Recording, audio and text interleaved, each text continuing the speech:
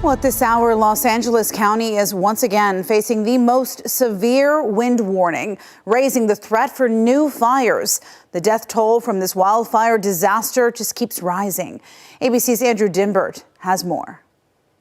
This morning, emergency crews have transformed the Rose Bowl from a stadium to a wildfire command center as they prepare for yet another round of powerful winds, possibly fueling more fires in Southern California. High winds are forecast to hit again today from Central California to the Mexican border. We're watching really closely for wind gusts of 45 to even 70 miles per hour. Tens of thousands of people remain under mandatory evacuation orders. Another 84,000 people under evacuation warnings have been warned, be ready to leave. When we're giving you warnings, that's the time you should probably think about going. The two largest fires, the Palisades and Eaton fires, have destroyed more than 12,000 homes and businesses, killing at least 25 people.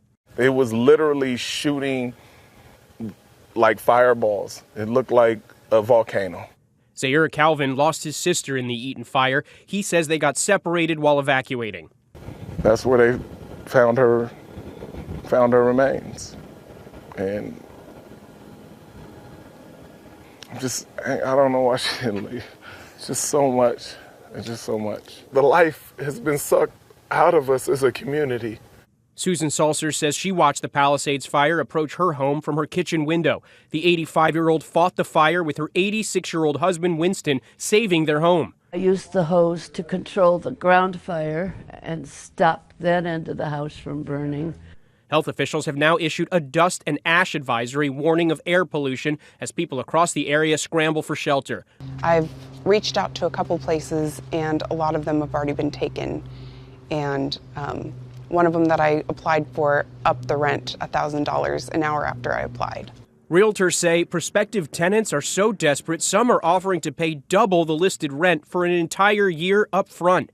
Andrew Dimbert, ABC News, New York. It is just so tough to see what's happening there. You know, FEMA has opened up 2 local disaster recovery centers, and they've received 40,000 applications for assistance.